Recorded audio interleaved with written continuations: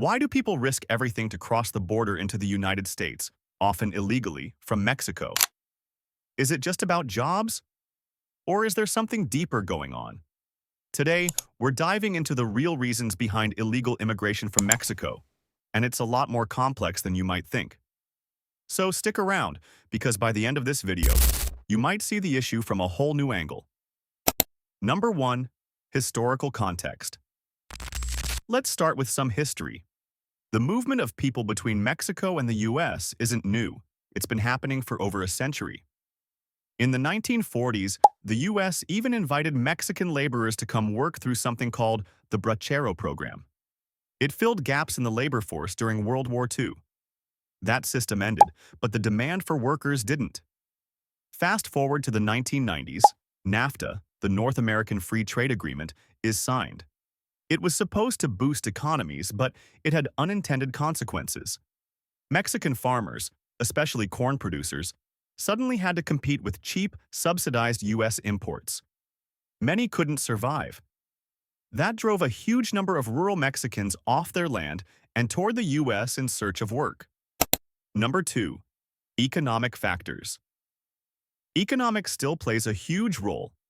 The average wage in the US is significantly higher than in Mexico, often 5 times higher for the same kind of work.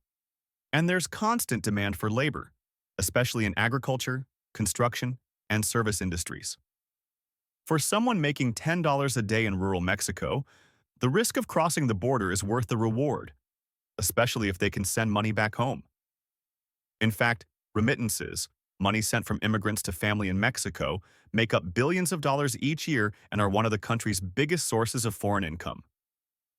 Number 3. Violence and corruption. But it's not just about money. In some parts of Mexico, people are fleeing for their lives. Drug cartel violence, extortion, and corruption plague entire regions. In areas where law enforcement is weak or even complicit, ordinary people are caught in the crossfire. For many, escaping to the US isn't about chasing the American dream. It's about survival. They may not qualify for asylum under US law, but they're still fleeing danger. This is especially true for women and families with children, who face kidnapping, trafficking, and threats on a daily basis. Number 4. Broken immigration system. And then there's the legal system, or lack of one. Contrary to what many believe, most people don't want to sneak across the border. But for the average working-class Mexican, getting a legal visa is incredibly difficult. The wait times can be years, and the quotas are limited. If you're not a highly skilled worker or have close family in the US, your chances of getting in legally are slim. That's a huge part of why many take the illegal route. It's the only option they have. And once in the US, many stay in the shadows. They pay taxes, they work, but they don't have rights or protections. It's a broken system for everyone. Number 5. Push vs. Pull. Think of it like this. Immigration is driven by 2 forces, push and pull. People are pushed out of Mexico by poverty, violence, corruption, and lack of opportunity. They're pulled into the US by jobs, safety, education, and the hope for a better life.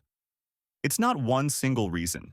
It's a combination, a survival strategy, a family decision, and sometimes a leap of faith. So the next time you hear someone ask, why are they coming here? Zrania pomni naprosto. It's about history, economics, safety, and broken systems on both sides of the border. What do you think should be done to fix it? Drop your thoughts in the comments. I'd love to hear your perspective. If you found this video insightful, hit that like button, subscribe for more, and I'll see you in the next one.